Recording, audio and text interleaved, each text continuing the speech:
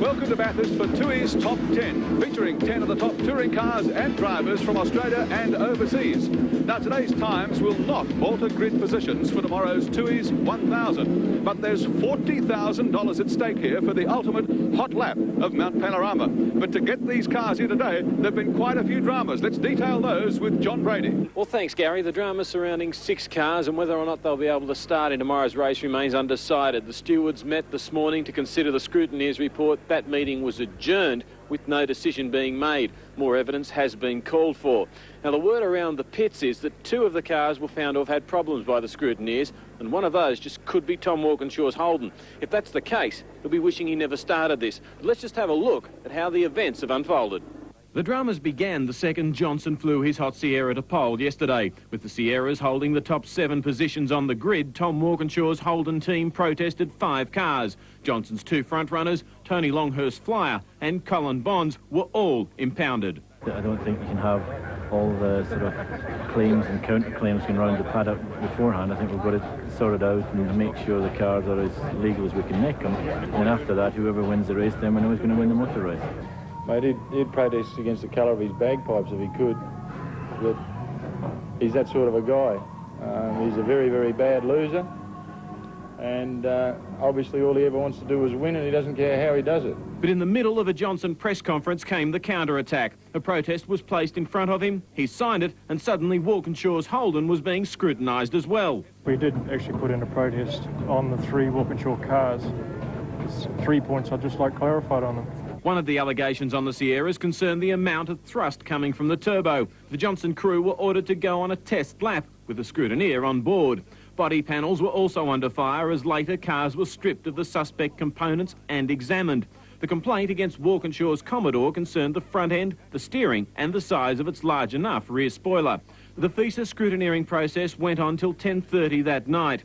Then the crews had to reassemble their machines. Come up here and you work at the car for the 3 days and get it beautifully set up, and they make you pull all the suspension out of the car. So all those settings, you know, getting everything adjusted spot on is lost. They rolled out for the Tooheys Top Gun this morning, still not knowing the official answer to the protests. The Fords were hopping mad, particularly seeing 2 European-built cars, including Alan Moffat's, had escaped the process. They've brought across an FIA scrutineer, and all the local cars get stripped, and yet there's a white Sierra down the back there that's a European car and European managed for this meeting, and it doesn't get touched. So we're at quite a disadvantage. Johnson said today he would be going flat out on the track, but the hurried and unwanted mechanical work had placed the top 10 and perhaps even the Tooheys 1000 itself in jeopardy. I've got to go straight out and have a go at this $40,000 Tooheys Top Gun deal in a motor car that's been stripped and put back together. Like, I don't fancy running around the top of the mountain with something falling off, and you've got no time to check anything, so it's a fairly risky business. You still going to go for it out there? Mate, I'll always go for it. Shake it up. Shake it up. Shake it up. Shake it up. 7 days all night. Go, go, go.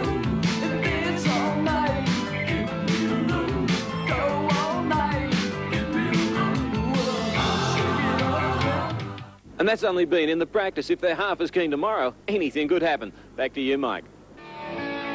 When official qualifying finished yesterday, this is how the top 10 looked.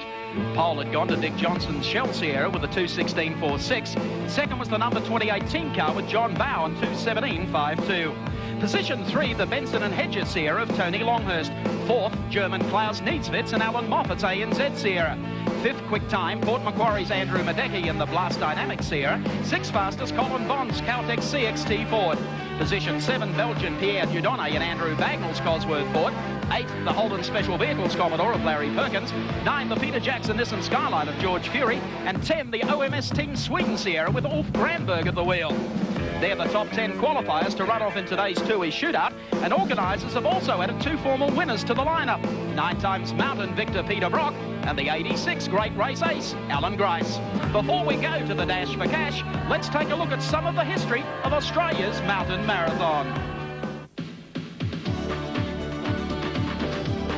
The touring car Enduro came to Bathurst's Mount Panorama in 1963. The race transplanted here after a brief 3-year history at Phillip Island in Victoria. The uniqueness of the Bathurst circuit and the advent of live television by the 7 network gave birth to the great race. Those early days were dominated by names now legend in Australian motorsport. Bob Jane and Harry Firth, having won the last 2 Enduros held at Phillip Island, completed the treble by driving a Cortina to victory in the first Bathurst Classic. The next landmark year for the great race was 1966. Ford's early domination of the event was shattered by the dynamic little Morris Cooper S. They filled the first 9 placings and provided the first international driver success in the race, with Finnish rally ace Rano Aaltonen partnering Bob Holden to victory. Aaltonen remains one of only 4 overseas drivers to win the race. And Bob Holden, along with Murray Carter and Kevin Bartlett, are the only 3 Bathurst originals still racing today. Oh, I love it. Yeah, I love the place. As I said, it's like putting an old pair of boots on. It's very, very comfortable. And, you know, you don't have to learn the circuit, obviously, being here that many times. And I started racing here initially in 1957. I feel it is a challenge. It's an interest and a hobby I've had for many years. And really, Bathurst, to me, is the ultimate race for the year that we like to develop the car throughout the year, basically to come to Bathurst. Ford returned with a vengeance in 1967 through the deeds of Harry Firth and Fred Gibson. But in 1968, the General also came to the party with Bruce McPhee and Barry Mulholland, first home in a Monaro GTS. The Ford and Holden battle was well and truly joined. Between them, they've won 23 of the 25 Enduros held here. I remember times when the Holden guys, I mean, we just didn't mix at all with the Ford people. And if we did, it was very, very peripheral sort of, how you going? And everyone would look at each other and say, well, you can't talk to them, you know, that's the enemy. And since then, of course, we've got to know most of these people from years gone by, and they're all human beings. It's all fine. Like the song says, this Bathurst race over the years has been full of incidents and accidents, hints and allegations. But the roly-poly here wasn't any little bat-faced girl. It was Bill Brown, who barrel-rolled through the S's in '69 and wiped out a quarter of the field in a spectacular first-lap pile-up. The winner was a youthful Colin Bond for Holden, and he's been trying for a repeat ever since. Many believe a second victory could have been his in the Ford form finish of 1977. But under team orders or otherwise, he held station behind the boss, Alan Moffat, to the line. Moffat was already a multiple Bathurst winner, having claimed back-to-back victories with the Falcon GTHO in 70 and 71, and again in 73. The first time I came here, Ford people took me up for a drive around the circuit. They didn't say we were on the circuit, they just said we'll go up and have a look. And they showed me the view looking down towards Bathurst City. So that's nice, that's right. Now we've done our tourist bit, where's the circuit? And they said, you're on it. And I said, 1971 also saw Bill Brown doing it to himself again in perhaps the most horrific crash ever captured by Seven's cameras. He survived with only a black eye and concussion. Now that Ford and Holden had locked horns, it was time for Brock and Moffat to do the same. And Peter Perfect piloted an XU1 to his first Bathurst success in 1972. He and Moffat have dominated the next decade of racing at Mount Panorama. There were notable exceptions, however, when privateers John Goss and Kevin Bartlett trounced the factory teams in the big wet of 74, and in 1976 when an emotional Bob Morris agonised over every turn of the wheel as British co-driver John Fitzpatrick nursed their ailing Tirana to the line. The 1970s were also notable for the advent of modified Group C touring cars after a public and political outcry put an end to the GTHO and XU1 production supercars. And in television, the innovation of the decade after colour was the 1978 debut of Channel 7's Race Cam, which turned Toyota tyro Peter Williamson into a household name. Instant fame also awaited Queenslander Dick Johnson in 1980, when at the head of the pack on lap 18, his Falcon destroyed itself on a 50-kilo boulder that had rolled onto the circuit.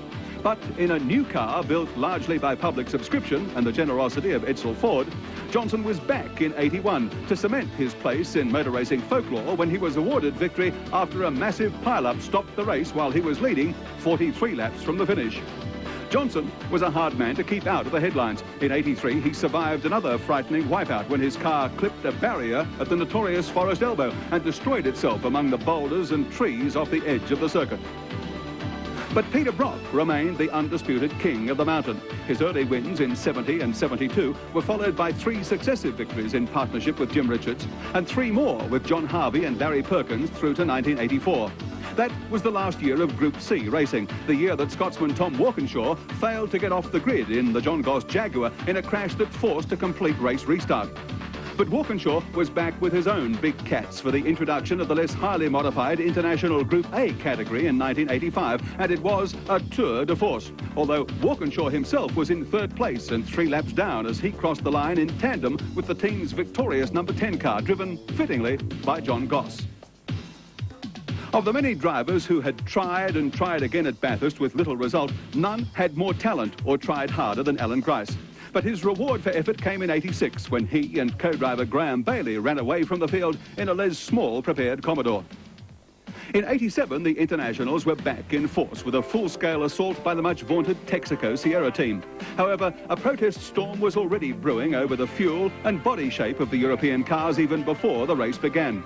The menacing Black Sierras ran the opposition ragged for a 1-2 finish, but after months of legal wrangling, the body shape protest was upheld, and victory was awarded to the third-place getter, Peter Brock, his 9th and last Bathurst win for Holden. Brock is lining up again this year, but for BMW. Just one of 14 past winners back again for the great race. Now, the Tooheys 1000.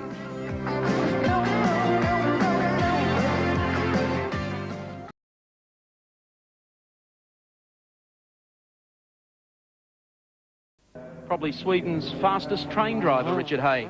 Yes, indeed, a former works driver with the Volvo team, and over the line he goes to start his run. Granberg in one of the Ford Sierra Cosworths, coming up to the left-hander at the end of pit straight. This car has been running very strongly in practice and in qualifying. At the moment, of course, it is the 10th fastest car on the grid. That's where it'll start tomorrow. Watch the line through here. Back wheel on the ripple strip. That's brought a few undone here over the past few days.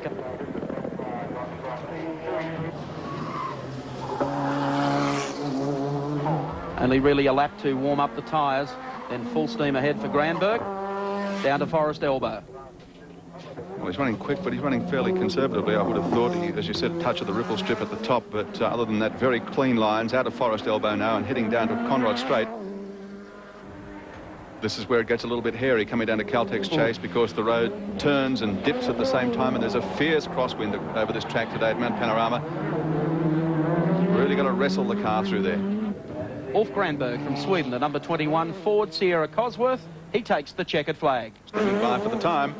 And the time for Ulf Granberg in the Cosworth 21, 2 minutes, 21.826 seconds. Now, the number 15 car going across the line.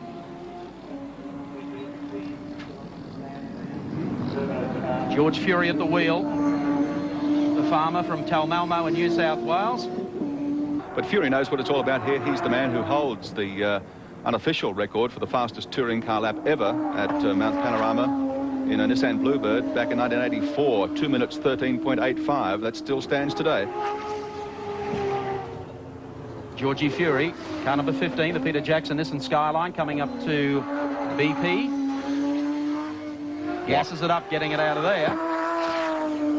This car has been picking up wheels all over the circuit. Watch it across the top of the mountain.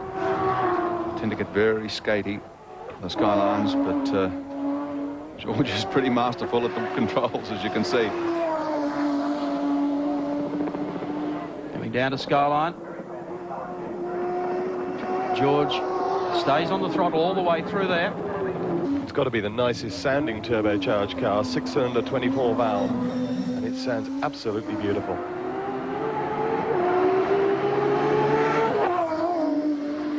$40,000 at stake for the Tooheys top 10 shootout here at Mount Panorama, and gets it sideways through there. Through Caltex Chase. Very respectable lap for George Fury. Here he comes beneath the Bridgestone Bridge to complete his flying lap. One heart-stopping moment there for Fury as he entered Caltex Chase, but again kept it beautifully under control, makes the last left-hand turn, lines it up for the checkered flag. The time's going to be pretty quick under the circumstances. Here's the time for George Fury, 2 minutes, 22.723. Peter Brock in car 56, the mobile BMW. Gets it sideways as he takes the green flag for the start of his hot lap. That's one way to warm up the tyres. Brocky, the master of the mountain, locking up a break. Well, he is trying very hard. Up mountain straight now. And this is where Brock is counting on the BMWs to be tough. And if anyone knows how to shave fractions of a second off a lap here, it's Peter Brock, as we take 7's race cam and see Brock working hard at the wheel. He is just magnificent over the top of the mountain, Peter Brock. Very, very quick indeed. Coming over the top of Skyline. The bonnet clip looks to have come undone there on the one side of the car. It looks to be rising a little. Brock down to the dipper. 9-time winner of Australia's great race. And he's hauling the mail coming down to Forest Elbow. You won't see Brock tomorrow up running in the top 5 in the early laps of the race. They are running to a very strong plan of a 1, 2 or 3 finish. The car has durability. Brock has the experience around Mount Panorama. I think it'll be very interesting to watch over the 1,000 Ks tomorrow. Brock down beneath the bridge to complete his flying lap for Tooheys top 10. Interesting to see the time and how much it cost him for that little sideways slew at the beginning. So Peter Brock in 56, the Mobile M3 across the finishing line. Time for Peter Brock, 2 minutes, 25.119 seconds. That's not a bad time considering he got very much sideways coming in to take the green flag.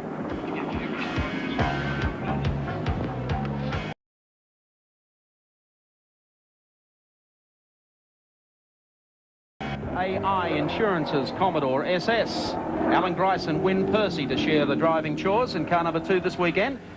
And here comes Grice down beneath the Bridgestone Bridge.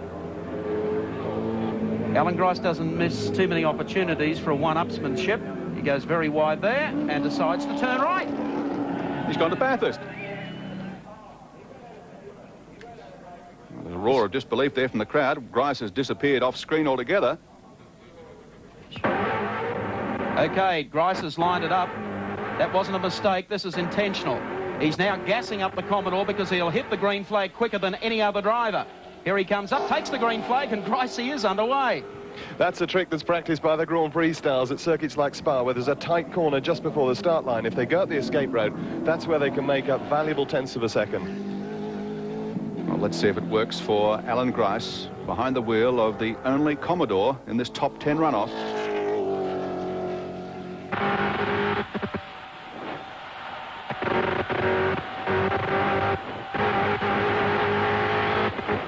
Over the top of Skyline.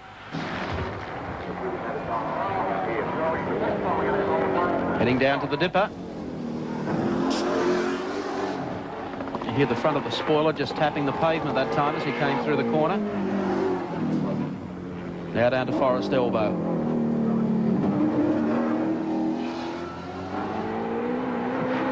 That's using all of the road. Close. That's the way Gricey does it best. We take race cam again as he heads down Conrod Straight.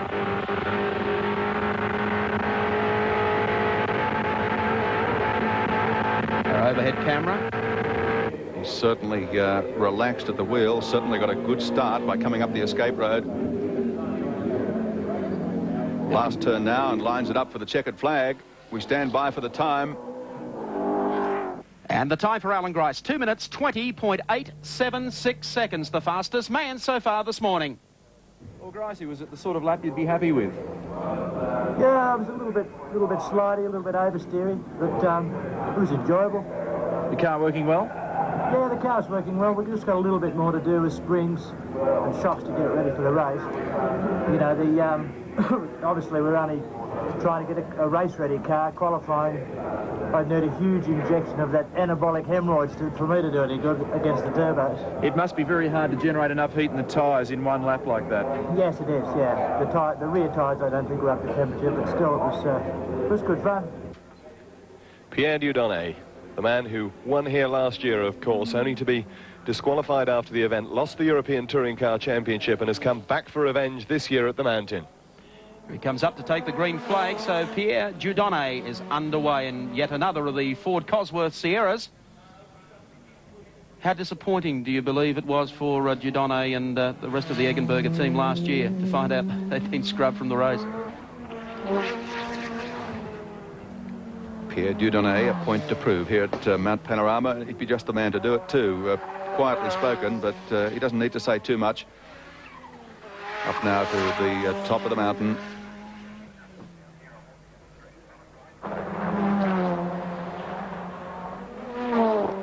Good line through there. His co-driver tomorrow will, of course, be New Zealander Andrew Bagnall.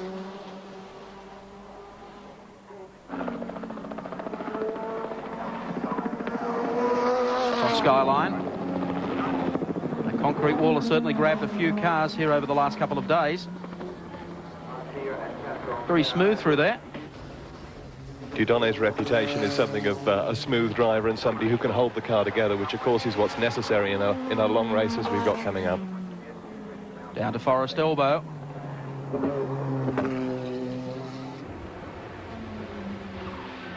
Perfectly cut lap so far for Pierre Dieudonné.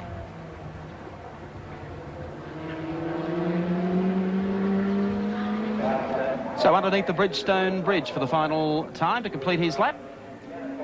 The Belgian journalist, writing a few of his own headlines here today. Checkered flag at the ready, and Dieudonné completes his one lap in Tooheys' top 10. Here's the time for Dieudonné, quickest so far, 2 minutes 20.719. Approaching the green flag now for his one lap in Tooheys' top 10. Colin Bond in the Caltex CXT Sierra Cosworth. Green flag time for Bondy as he takes off for a hot lap at Mount Panorama. Former winner of the great race from New South Wales. Knows the circuit well. He's logged a few kilometres here over the last 15 to 16 years, Gary. He sure has. And, of course, has been trying to win this race for a second time for a long, long time now. Won it in '69 and would love to take it out again. Sixth fastest qualifier and almost kisses the wall coming through there. Anxious moment for Colin Bond.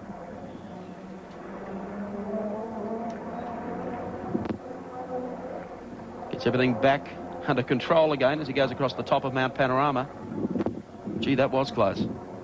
I was just about to say, actually, it's interesting that Bond runs Toyo tyres. I'm not sure that would be the best advert in the world for them. He really did get out of shape there.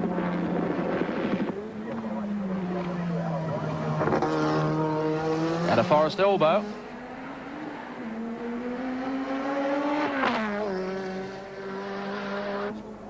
Watch it on the approach now to Caltex Chase.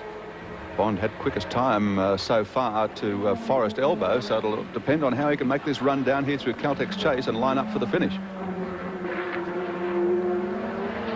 Very smooth and a very capable co-driver, and Alan Jones for tomorrow's Tooheys 1000. Here comes Bondy. You call that a lock-up? Well, that's cost him precious fractions of a second. Let's stand by for the time for Colin Bond. Oh, Colin Bond, pretty good. 2 minutes 20.338 is his time for a hot lap here at Mount Panorama.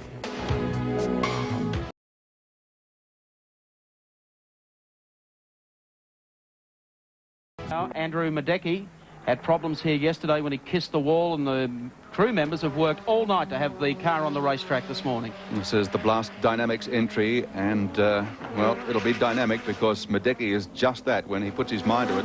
One of the quickest drivers round. I thought he was outstanding here last year, the way he was able to take the fight up to the Eggenberger car and, of course, Andy Rouse. They are a little behind the 8 ball this morning, though. Well, budget's always been a problem for Andrew. He's never had a real big backer to put money into his cars. But Blast Dynamics have come to the party for him this year for Bathurst, for the Tooheys 1000. Let's see what they've been able to improve in the car to make it perhaps just that little bit more reliable, a little bit quicker. Certainly quick over that part of the course. Downhill now. Through the S's and the dipper. And hasn't put a wheel out of place so far as he heads into Forest Elbow. He was really unfortunate yesterday. They just put a new set of tyres on the car for a quickie, and he got offline at Skyline, and of course the same trick as Win Percy last year. Medecky looking good here. Under the bridge, and this is going to be a good time. The clock ticking away. Bond and Dieudonné have both been very quick so far, but I think Medecky might have their measure. There's the checkered flag. Let's stand by for the time. Oh, it's sensational. 2 minutes, 19.606. Well done, Andrew. Fastest man so far at 2:19.606. Was it a good lap? Yeah, it wasn't too bad. I didn't want to make any mistakes like I did yesterday, so I was being a bit careful, and we weren't on a full qualifier just to make sure. But yeah, I'm reasonably happy with that. A fair sprinkling of international drivers, 21 in fact, in this year's Tooheys 1000. Here's one of the better ones, Klaus Niedzwitz from Germany in the ANZ Sierra, Alan Moffat's car. Very quick here on Thursday. Had gearbox problems yesterday, but expect a quick time from Klaus. This is one man who had his heart set on one thing last year, and that was winning the top 10 runoff. This year, he's determined to do it.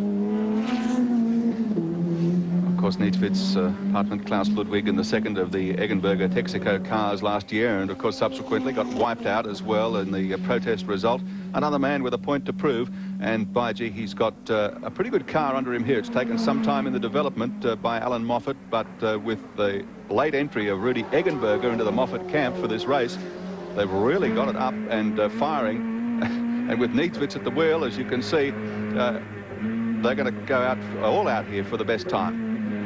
We take race cam from Klaus Niedzwitz, ANZ Sierra, as he comes out of BP cutting and heads to the top of the mountain. Really works the car hard, but ever so smooth.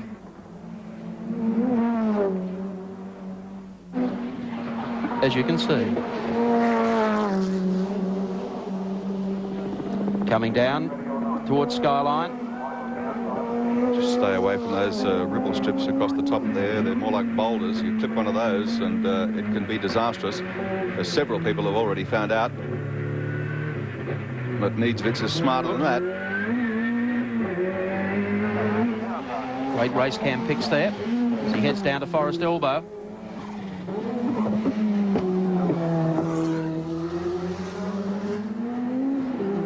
Wide exit there.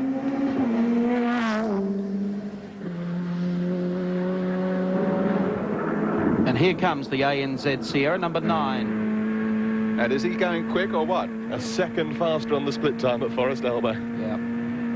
Watch his approach now, the right-hander. Little kink here at Castrol, or Caltex, I should say. Into the left-hander. Gets it sideways. Well, I'd say Klaus might be lining up here for a fairly sizable chunk of the $40,000 prize money. He's looking good. Checkered flag time for Klaus Niedzwitz in the ANZ Sierra. Across the line and a quick time. Quick time. Klaus Niedzwitz, great time. 2 minutes, 18.264. That's going to be very tough for anyone else to beat. Well done, Klaus. So far, the fastest man at 2:18. Was it a good lap for you? No, it was not a perfect lap. I missed one time the key, so I lost maybe 1 second. And, okay, I have to accept. Does this feel like a race-winning car to you? Yeah, it's a real race car. And I'm happy to be here in Australia, and I'm happy to be under the first top 10. Fantastic lap. Well done. Thank you. Time now for a little of the local talent. Tony Longhurst in the Benson and Hedges Sierra, about to take off on his flying lap at Mount Panorama. He's really socketed to the internationals in the last couple of days. Number 25. Well, here's one man that knows the meaning of flat out. In fact, that's all he understands, Tony Longhurst. Sometimes with misgivings on the part of his team managers. But if anybody can go quicker, he'll give it a shot. You can bet your life. Very smooth through there, BP cutting.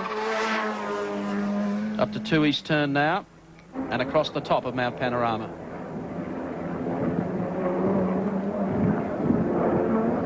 When practice opened here on Wednesday, most of the drivers were bedding in brakes, not Tony Longhurst. He and Dick Johnson drove round here for about 20 qualifying laps or practice laps, flat out.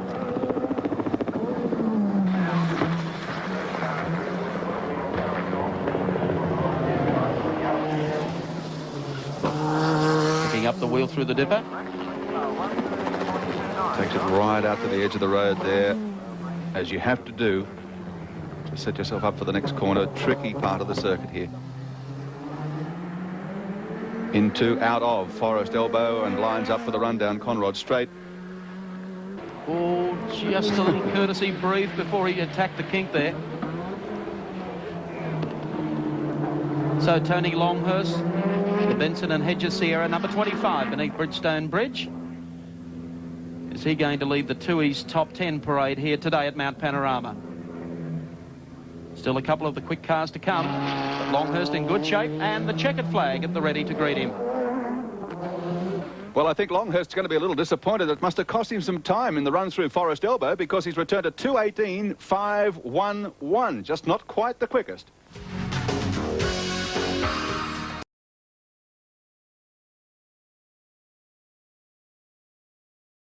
Car number 28, the Shell Ultra High Cosworth Sierra. At the wheel is Tasmanian John Bower. Expect a quickie from the Tasmanian. He and Dick Johnson have dominated practice and qualifying. Gas him up. Well, there are plenty of people who've argued all year in the Touring Car Championship that John Bower, in fact, has been a fraction quicker than Dick Johnson, although Johnson had the majority of the results and, of course, took the title. Here's a chance for Bower to prove what he can do. What a splendid backstop he's been for Dick Johnson, though. If Johnson has missed out on winning a round of the Touring Car Championship, in most cases, they've been picked up by John Bower. Well, the Shell Sierras have stuck it to all the other contestants here, right from the word go at Mount Panorama in '88. Up to BP Cutting. Bow out of there. He's not mucking about. Up to Tooheys' turn now.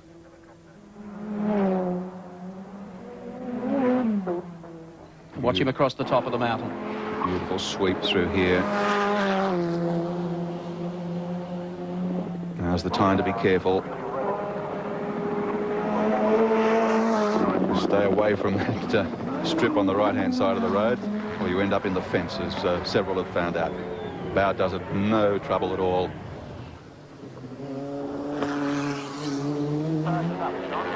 Heading down towards Forest Elbow. I would think potentially the quickest driver on the track today. Yeah, isn't he smooth round here? Every lap is the same for John Bower. Conrod Straight.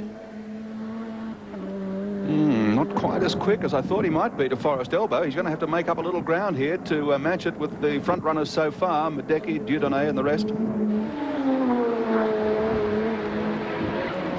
His approach to Caltex Chase. I wonder if that little sideways moment earlier on might just have cost him those few tenths. Oh, Jumped out of gear. Missed a gear that time. You could see that. He just shook his head. That's all it takes to ruin a quick lap here, too. Two little incidents, I'm afraid, have cost valuable time for John Bower. We'll check it on the clock. Here's the time for John Bower, pretty quick, too. 2 minutes, 18.953, but not good enough. He made just a couple of little mistakes, and it's cost him dearly. John Bower close, but not quite close enough. I think you're third fastest at this stage. Yeah, I'm disappointed in myself, really, because I didn't do a very good job of it. I missed a gear, and, you know, I really... It's a different discipline, trying to switch the mind on for just 6.2 kilometres. It's got to be a snap lap. It's hard to do. Yeah, it is, really. I haven't had a lot of experience at it, I suppose, but I'm still disappointed. I think I could have done a better job personally. The car was very good. There's 161 laps to do a better job tomorrow. That's true. I don't know if this is a Tooheys Baker's dozen or not, but here we have Larry Perkins, car number 10. Holden's Special Vehicles Commodore about to take the green flag. Well, it was initially thought that Alan Grice would be the only Commodore in the runoff, but Perkins is a starter. Let's see what he can do.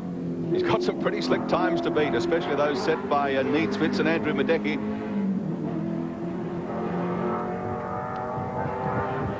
Well, it started off as Tooheys top 10, but it's been a bonanza. We've got the Tooheys dozen. Well, Perkins has got the V8 under the bonnet, and it's great to hear that throaty roar around the Mount Panorama circuit, and there'll be, if there was a cheer for Dick Johnson, there'll be an equally big cheer for Larry Perkins across the top, because really it's another classic Holden-Ford confrontation at Mount Panorama this year. It certainly will be. Oh, lights up the tyres. Heading up to Tooheys turn. Just listen to that V8.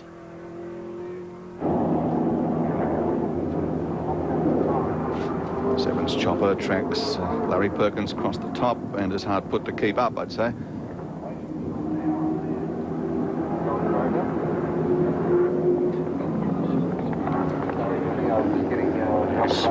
Good lap so far for Larry Perkins. Coming down to the S's.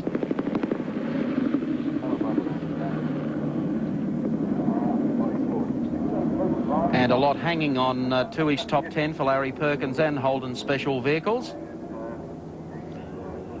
Boys There's in the the pit crew, yeah, eyes glued to Sevens coverage. Out of Forest Elbow comes Larry Perkins.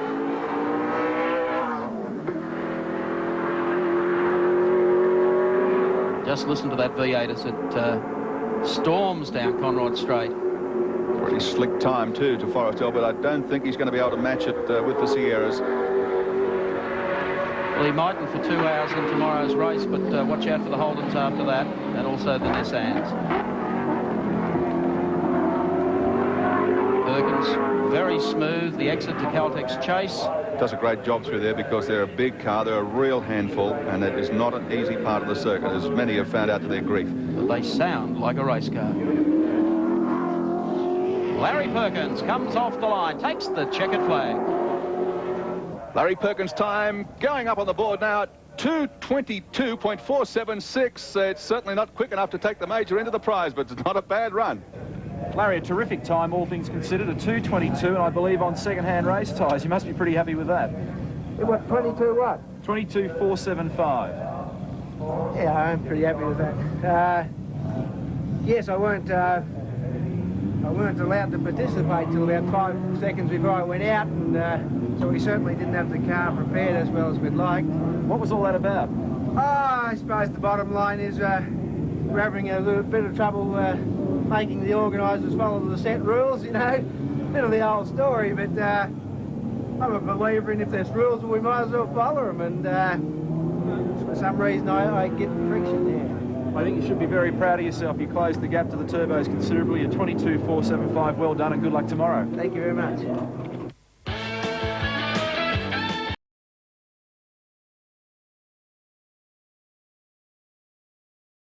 Qualifying at Mount Panorama for the 1988 Tooheys 1000 from Queensland, Dickie Johnson, car number 17.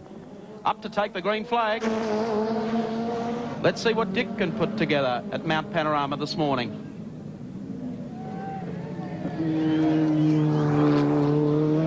Smooth line through there. Now heads up Mountain Straight.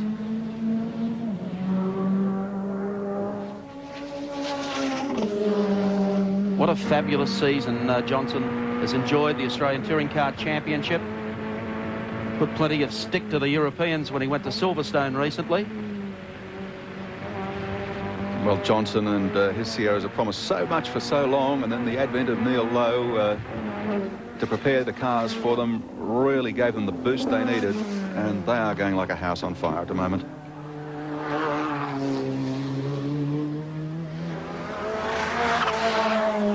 Johnson up to Tooheys turn. Watch him across here. He'll get a big reception here on the top of the mountain.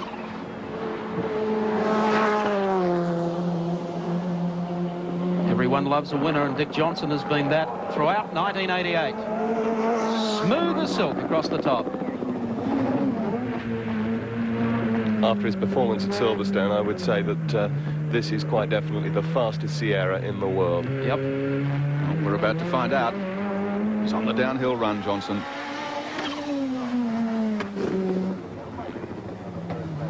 Forest Elbow comes up. We'll get the split for you in a second. He exits that turn. Oh, that was close against the wall. He knows that turn pretty well. Yep. Oh, it's not quite the quickest to the Forest Elbow point either, so he's got some ground to make up on the downhill run if he's going to take out the major into the prize money here. This would be his chance to prove to Rudy Eggenberger and Kaz Niedzwitz that this is the fastest Group A Sierra. To Caltex Chase. The top banana, Dick Johnson, car number 17. Heading down beneath the Bridgestone Bridge to complete his flying lap in Tooheys' top 10. Be smooth through here. And checkered flag time for Dick Johnson. He's not going to do it. He's not going to be the quickest man. 2:19.229. Dick, it was a 2:19, probably not the sort of stuff you'd be too happy with. Not really, but that's just the way it goes. We've still got the race tomorrow, that's the main thing. Exactly. Was it short on grip, not enough grunt, or just didn't quite get the act together? No, I think I just might have made the wrong selection on tyres, but that's the way the cookie crumbles in these deals. It must be a very difficult discipline to try and go snap fast in, what, 6.2 kilometres? Yeah, it's probably not an easy thing to do, but we've done it before, and I reckon that if we make the right choice, everything's got to be going right. And, bear in mind that this car was in a million pieces last night, which doesn't make things any easier either. So Klaus Niedzwitz wins the Tooheys Hot Lap Hustle here and receives the trophy from the Assistant General Manager Marketing of Tooheys, Mr. Richard Colley. Klaus, congratulations on behalf of Tooheys. Thank you very much. Congratulations again on winning the inaugural Tooheys Top 10. I'd like to present you with this trophy. All the best for tomorrow. Thank you. Klaus, difficult drive this morning? It was not easy to drive a qualifying lap like this. I did a good time, I have a good car, I have a good team, so everything was perfect, and I'm first. I'm happy to be here. Well, Alan Moffat, the number 9 ANZ Sierra with Klaus Niedzwitz in tow, you've pulled another masterstroke. Well, let's hope this time tomorrow afternoon will be fine with me, Gary. We'd like to get 1,000 kilometres in front as well. Well, thank you, Gary Wilkinson, and certainly plenty of controversy about this year's Tooheys 1000, John. Certainly is, and interesting to note in that Tooheys Top Gun that it was the Moffat car that went out and did the best today, not any of the cars that were pulled apart overnight. Well, Tommy Walkinshaw has had a lot to say about this, and he spoke to Richard Hay only a few seconds ago. Tom, what's the story on the protest saga at the moment? Well, they're just hearing them all, but and they're slowly working through them. But the main problem is that they can't check the turbos of that on the Sierras because there's no Sierra 500s in Australia. So they're saying they can't resolve the fact of whether they're running more boost or bigger turbos because they can't find a standard one. I get the feeling that maybe all the Sierras are clear, but I'm not quite sure about one Holden Commodore. And I think it really brings to a head the controversy here. We've had 2 races under FISA. Last year's World Touring Car Championship and the Asian Pacific round this weekend. I would say we'd be very happy not to have another FISA event here at Bathurst. Certainly would. Guys like Tony Longhurst particularly were furious that it was only the Australian-built Sierras that were pulled up. Longhurst said he's passed scrutineering in Australia all year. Suddenly they protest the cars and all the European ones stay together, and that gives the European cars a huge edge. Haven't been pulled apart overnight like the Australian ones were. Well, there's plenty of controversy to come. Make sure you join us for Australia's great race, 7:55 Eastern Australian time tomorrow morning.